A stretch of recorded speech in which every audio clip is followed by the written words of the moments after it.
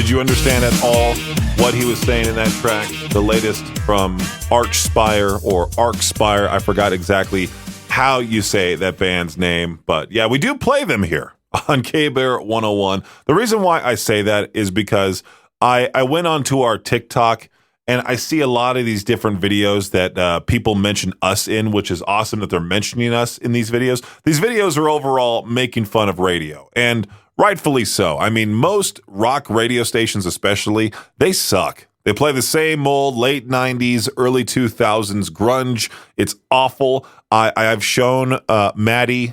I've taken Maddie from down the hallway, along with my girlfriend as well, to Salt Lake City for a few shows now. And every time we're down in Salt Lake City, we turn on their K-Bear 101, and it's literally the same voice guy and everything, just the music choice absolutely is awful. I mean, it's downright just, you might as well just call it the K-Grunge. That's what you should call it. K-Grunge 101. It's Stone Temple Pilots. It's Pearl Jam. It's just all that Soundgarden, Rage Against the Machine. You might as well call it, hey, you want to listen to early 2000s radio? Here you go. This is what happened in the early 2000s, and we're going to play the same 5 songs from the early 2000s over and over and over again. Anyway, if you want to get a hold of me, you can over at 208-535-1015. I just saw multiple people mention us at K-Bear 101 FM on TikTok on videos like that, and I wanted to talk about it, especially on a day like today when I play the new Archspire in the middle of the day. Like no other rock radio station is going to play something like that ever, let alone at 2 p.m. on a weekday. Make sure to let your friends know about the right K-Bear 101 us. Tell them to download the app if they're out of state. If they're here in the area and they want to listen to some good music, they want to discover new rock and metal, definitely have them listen to us. 101.5 on the dial, as a old-fashioned radio DJ would put. Again, like I mentioned, if you want to get a hold of me, you can over at 208-535-1015. Peaches Pit Party will return here in just a few. What do I have coming up? Oh, I have some Slipknot that also most other radio stations won't play. I have some Devil Wears Prada as well. Their latest track, everybody knows. It's K-Bear 101, the correct K-Bear 101. It's K-Bear 101, and I'm still laughing at the whole Seether subreddit drama. These loser moderators in that group are just so funny to me, because any single time I mention the Seether subreddit, like in a podcast title, they're so quick to it. I mean, I feel like they're looking out for Seether more so than the band as a whole. Like, nobody in Seether really cares all that much about themselves, about the band, more so than the moderators in the Seether subreddit. And it's so funny. I was looking at my history on Reddit, because you can just do that. I'm not really familiar with Reddit. I mostly use it to promote the show, promote my interviews, things like that, So any single time in the past I would do an interview, I would share it in that band's subreddit. So I was looking at my history. I shared my interview with Shane Told of Silverstein in the Silverstein subreddit. Everyone in the comments, this is awesome, cool, Shane's a nice guy, awesome, glad you shared this. Same thing with Matty Mullins of Memphis May Fire. I shared my interview with him in the Memphis May Fire subreddit. People were commenting how cool Matty Mullins is. Thanks for sharing the interview. Same with Dayseeker. Rory Rodriguez. The Dayseeker's audience is full of just supportive people. You get people in the comments going, this is awesome. Thank you so much for sharing this interview. And then the Seether interview happens. And sure enough, those fans in that particular subreddit, oh my God, they suck. They're the worst. The worst possible people. I mean, there was other interviews that I could have said, like, what else was there? Nick Nocturnal, the same thing. Thanks for sharing the interview. Awesome, cool. And the Seether subreddit, I ask them ahead of time any questions that you guys might have as suggestions for what to ask Dale from Seether. I don't ask any single one of their questions. I instead just, ask what I want to ask. I chat with Dale for 10 minutes prior to the show in Idaho Falls. Sure enough, I share it to their subreddit. Why didn't you ask a single one of our questions? They're still upset. I mean, I uploaded another episode of my podcast from December 3rd onto our YouTube channel, and that moderator from that Seether group commented right away saying, we have the screenshots. Why are you still talking about us? Because you keep trying to fight with me. I'm just doing a radio show, and this person just keeps making these like terrible, dumb comments about me and is so butthurt about me making fun of the subreddit. So I'm making fun of them again. r/Seether, don't join. This is probably the most publicity they're going to get, Anyway, let's continue this show here with Greta Van Fleet, Highway Tune, K-Bear 101. I was not ready for Poppy to make a post like this. Poppy is putting out a new record. It's called Empty Hands. It's going to be released on January 23rd. So she posted a picture of herself on her Facebook page with the caption, putting out a new record next month and receiving an onslaught of questions from journalists that are the equivalent of, you like heavy music, name 5 bands. Then she goes on to say, journalism is so toast, I've had better conversations with plants. Usually she's the type of person to put like a very minimal caption. She doesn't really talk much at all. I mean, you can listen to that interview Victor did with Poppy backstage at the Complex when she was on her headlining tour, their All Around Us tour. She doesn't really say much, and Victor was incredibly nervous during that whole interview. He sounds very shaky during it. You can find that at KBear 101 RMG. But I feel like Poppy should all of a sudden just start screaming back at those people that claim she's not metal, that claim that she's just an industry plant. I've seen some of those comments before. I love seeing those. Everyone just repeats what they've seen from another person, like, oh, that's coworker music. Like that became a thing. This whole post. I'm glad to see her fighting back. I'm excited for the new Poppy album. Now, here's the thing. The few tracks that I've heard, they kind of all sounded the same to me. I'm hoping there's something incredibly heavy and weird on this record, Empty Hands, coming out January 23rd. I have to give a major shout out to listener Terry in the K-Bear 101 Idaho Rock and Metal Facebook group. Recently, Terry's been sharing a whole bunch of pictures and videos from concerts that were attended by Terry in 2025. And I was thinking about doing the exact same thing because for some reason, recycled concert footage is doing extremely well on social media. I posted a video, what was it, last year when Ice Nine Kills Avatar TX2 came to town. I posted a video of Spencer doing the whole beheading thing on stage. That got a lot of views on our Instagram. I posted David Draymond of Disturbed getting electrocuted as part of the whole, on-stage antics, I should say. That got a lot of views. Even my Trans-Siberian Orchestra video. By the way, that show was awesome. The best show I've ever been to, let alone of 2025. Trans-Siberian Orchestra, so cool. I may be sitting there like going, ooh, look at the pretty colors, but the lights, the pyro, the performance, everything about it was just so cool. Like usually when I go to a concert and I have to sit through like 4 bands, I get pretty bored. By the 3rd band, I'm like, okay, can we wrap this up? I want to go home. The Trans-Siberian Orchestra show, there was no openers, but overall, that performance was just like song after song after song. The screen was mesmerizing. Everything was mesmerizing about that show, and they just put on a fun show. I posted that on our Instagram. That got a lot of views. So I'm thinking about just digging through my camera roll, finding what videos are cool enough to post on our socials at KBear 101 FM. Try to find some cool little highlights from each concert that I attended in 2025. I don't know how many I attended this year, but I think there was quite a few. Let's move on. Let's play some new Shinedown Searchlight on KBear 101. It's Peach's Pit Party. I saw this news pop up yesterday. 44-year-old Philip Rivers, who happens to have 10 children and 1 grandkid, is leaving all that family fun to once again play quarterback for the Indianapolis Colts. Rivers has not played in the NFL since his 1-year stint with Indianapolis in 2020, but after Daniel Jones suffered a season-ending injury over the weekend, the Colts called and Rivers decided to get back into the game. He was signed to the Colts practice squad and could very well see some on-field action as the team finishes out the year. And I mean, could you imagine a 44-year-old coming out on the field? I mean, that's 1 year older than Victor. One wrong tackle, and this guy could get seriously injured. I mean, I would just stay retired, You've made a ton of money. You have all those kids you need to watch. Please, just enjoy life.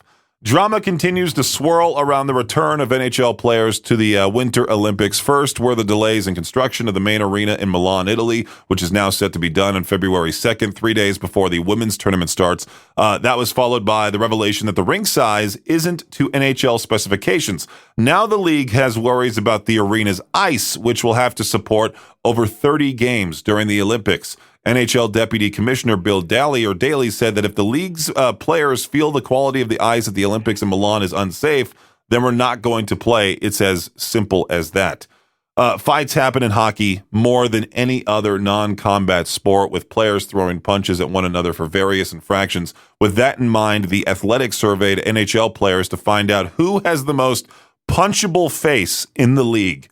Ottawa Senators center Nick Cousins led all players with 24% of the vote, with one player saying, "I can't stand him. I heard he's a good guy, but I'd still love to just punch him right in the face." Brad Marchand of the Florida Panthers came in second with 20% of the vote. And then Matthew Tkachuk, is that how you say his last name? Tkachuk, also of the Panthers, came in third with 10%. How would you feel if you were Nick Cousins, finding out all those other players just wanted to just deck you right in the mouth? I feel like you would be extra feisty throughout the season. That does it for your Shot Clock Sports Update right here on K-Bear 101. So I came across this thread. What's the most dangerous thing people do daily without realizing it? Number one answer, simply driving. Hands down, driving plus some sort of distraction like you're tired, texting, buzzed, angry, etc. is just asking for issues. There was a time recently where my friends and we were watching car crash compilations, and it is pretty freaky how a car accident can just happen in the blink of an eye, and there could be severe consequences, you know? I think one of my other friends sent me another car accident video, a Tesla going like crazy over the speed limit, crazily over the speed limit. It goes literally flying down an intersection, and crashes into a whole bunch of cars going the other direction. And that person just died. Like, what in the world? What prompted that person to go flying in their Tesla, you know? Someone else for this thread wrote, I recently nearly choked on a small chicken bone, and for the first time in 35 years, I realized that eating is much more dangerous than I thought. There was a time where I think it was right after baseball practice. It was like a special baseball practice at some sort of college. I was like 13 at the time. We had it at some sort of college field. And sure enough, I get a box of lemon heads from the snack shack, and I just start eating them. I just start, devouring them down. One of those lemon heads gets caught in my throat, and my parents almost had to do the Heimlich on me. It was that bad. And then I realized, you got to eat slowly. You can't just devour food. Something like that could happen, There's tons of dangerous things that could happen to you. What's the most dangerous thing people do daily without realizing it? Not having situational awareness, stop moving around parking lots and sketchy areas while staring at your phone. You won't believe how many dumb people there are out there on the road just texting while driving. I know someone who watches movies while driving. And I really hope they never, ever, ever get into a car accident or potentially run somebody over just because they're watching the Minions movie for whatever reason. It's a good thread right here. Let's play some Mudvayne, Sticks and Stones. It is Peach's Pit Party on K-Bear at 101. I found this very interesting, so I figured I would talk about it on the air with you. To anyone who works at the emergency room, what is one thing you wish people would stop coming to the ER for? Top response, Dane, I literally will do anything to not go to the ER. And I'm the same way. I legit want to avoid the emergency room unless I think I might be just dying. There was one time recently where I thought for some reason I was overthinking. Oh, surprise, surprise, I was overthinking. It was shortly after I had the whole AFib scare happen to me. I thought I was having a stroke for a second. My right arm it didn't go numb. Well, actually, it might have, because I was leaning on it a certain way on the counter here to the point where it could have gone numb, but it was because I was leaning on it. So I thought that was the case. I got really scared. So I basically just drove myself to urgent care, who then said, hey, you should go to the ER if you really think you're about to have a stroke. So I went to the ER, and they proceeded to like almost hold me hostage there for hours upon hours. It was bad. I had to lie to get myself out of there. It took forever. They let me get an MRI, which that took forever because I had to wait in line essentially. I had to wait behind those people that desperately needed to get an MRI, which made sense, but I didn't expect this trip to go from 1 p.m. to like 7 p.m. It was that bad. I still would have been there, I would say, way later into the night if I didn't make up this lie that I had to go babysit some 2-year-old, which obviously wasn't happening. But I left my pills in the car. They wouldn't let me grab those, my heart pills that I needed to take. It was awful. And to this day, I'm like, I never want to go back there ever, ever, ever again. So to anyone who works at the ER, what is one thing you wish people would stop coming to the ER for? What else is there on this thing here? To get a pregnancy test because they don't want the embarrassment of buying one. Interesting. Children's ER for a common cold, but make sure you wait until after the game is over on a Sunday night. It wasn't an emergency until after the game, not all day Sunday when urgent care was open.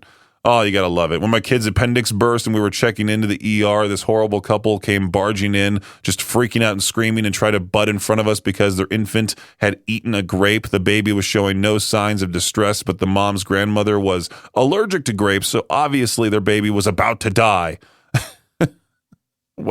What's there are a lot of silly people. I mean, I would also make fun of this person for overreacting, but yet again, I just shared how I overreacted, and I also ended up getting like a medical bill that was like $900 because I got an MRI. Getting an MRI absolutely sucks. We have another case of how did that get in there? You know that subreddit I've talked about, untrustworthy Pop-Tarts? Where people say, oh, hey, look, I found a frog in my ice cream. And people are like, yeah, right, buddy. You put that there, obviously. This one lady in New York, she's suing Chipotle, this particular one on the Upper East Side, because she ordered a burrito bowl on DoorDash from Chipotle and apparently took a big bite into it. And sure enough, she bit into a mouse. And I love how the New York Post made a joke right off the bat by saying the burrito bowl came with an extra side of squeak. Ha ha! No, but this lady is suing Chipotle, and who knows what could come out of it. I mean, how do you evaluate this whole thing? Do you just look at the security camera footage? You look at the exact time that it was ordered and prepped in the kitchen? Do you look at maybe if there was an employee that planted it in there? Or do you think maybe this lady who's 24 years old, her name's Gia Bernhardt, do you think maybe she might have planted a mouse inside her burrito bowl? I mean, it could be true, right? But I don't see why this girl would have a dead mouse. Maybe a mouse died in her apartment, and she's like, I'm paying $3,000 a month for this studio apartment in New York, and there's a dead mouse on my floor. Maybe I could come up with this elaborate scheme to order a burrito bowl through DoorDash, have it delivered to my place, pretend that I took a big bite out of this mouse, and then sue Chipotle and hopefully win. Well, good luck to this woman, all right? r/untrustworthy Pop-Tarts. I should submit this story to that subreddit.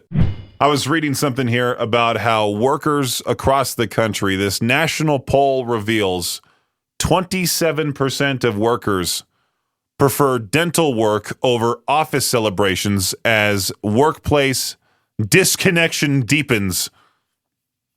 People would rather, get some serious dental work done, like a root canal, than go to maybe like their Christmas holiday party. Which, I mean, if you don't necessarily get along with your coworkers, I totally understand it.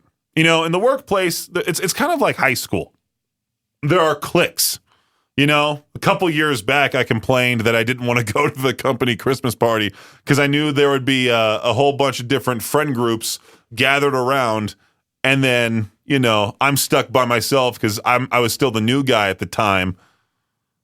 But do we really need to have an office holiday Christmas party? It's kind of like those pointless pizza parties that instead of getting a raise, you get awarded one of those crummy pizza parties. Like, here's a thin slice of pizza, and if you eat too many slices of pizza in front of your coworkers, they'll make fun of you, being like, "Wow, you're going back for a third slice, huh, big fella? Huh?" Do you get paid for the party? I hope so. I'm kind of excited for our Christmas party here this year. I think Star and Maddie and our big boss man Kevin, I think they've put in some work into this one, and it's going to be at a great spot. And it's happening, I think, like this Friday, like very early in the day, and then we get the rest of the day off, which is awesome, and a nice head start into the weekend. So that reminds me, I need to pre-record my weekend shows. So I'll get that done while this. I'll get some of that done. I'll probably work on that off the air. No, I'll work on that this evening for sure.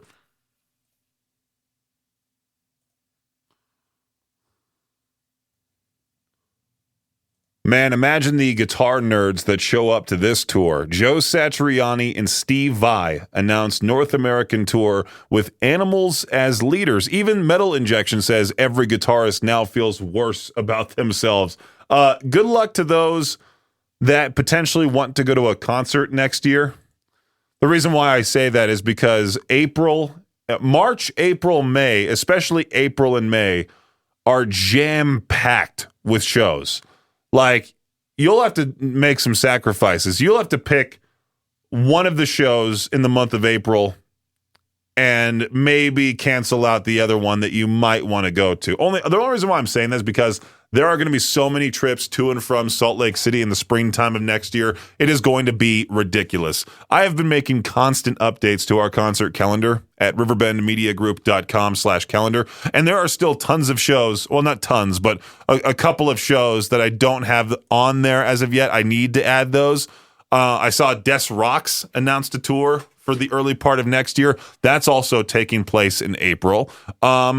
Who else is there? I mean, there's Bloodywood, Bill Murray, AFI, Clutch, Rise Against, Slaughter to Prevail, Lamb of God, Nothing More. Oh, that's in March. Nothing More. So many shows. I'm just like looking around on our concert calendar. There's too many.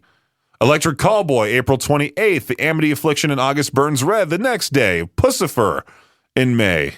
Oh, I forgot Vana is going to be in Salt Lake City and Boise in the month of May. Oh, boy. Amon Amarth and Death Clock in May. Again, too many shows, too little time. riverbendmediagroup.com/calendar. I love a good food fight. I really do. Things went finger-licking bad for a Florida woman after she was arrested for hitting a friend in the face with a plate of chicken. Jamisha Tashay Wallace and the victim got into a loud verbal dispute last Thursday night, and when the argument turned physical, the assailant broke out the bird and let it fly. After the chicken was thrown and the situation escalated, deputies say Wallace went upstairs to her apartment and returned holding a kitchen knife. She then allegedly pointed the knife toward the victim and moved it toward her hand, making contact. The victim said she did not want to press charges, but cops still filed charges of aggravated battery. Wasn't there like a whole other story not that long ago about someone smacking another person in the face with pizza? There's been a whole bunch of crazy stuff. I do like the headline for this one: losing a game of chicken. So Odell Beckham Jr. apparently made this bold claim that a $100 million contract isn't as life-changing as people think. And then Carmelo Anthony was like, yeah, I agree with you. On a new episode of Carmelo Anthony's 7 p.m. in Brooklyn podcast. What a dumb title. The former NBA star, I say dumb, and look at my show name, Peach's Pit Party. The former NBA star broke down why Beckham's comments about the challenges of stretching a 5-year, $100 million NFL deal made perfect sense to him. Anthony said many fans have no idea how fast that much money shrinks once taxes, fees, lifestyle adjustments hit. What do you mean lifestyle adjustments? I mean, do you just plan on splurging as much as you can right away? Because obviously you're going to run out of money that way. You know, the actual rich people, they still live below their means. They don't look like they're trying their best to flex their wealth, you know? Isn't Carmelo Anthony known for going to clubs? That's a waste of money right there. Just chucking your money away. You might as well give me some if you think $100 million is not that much. Sure, taxes get in the way, but you still have a ton of money afterwards, you know? $100 million, whatever that is. Oh, it becomes closer to $60 million after taxes. Oh, $60 million. Such a little amount of money. Poor Carmelo, poor Odell.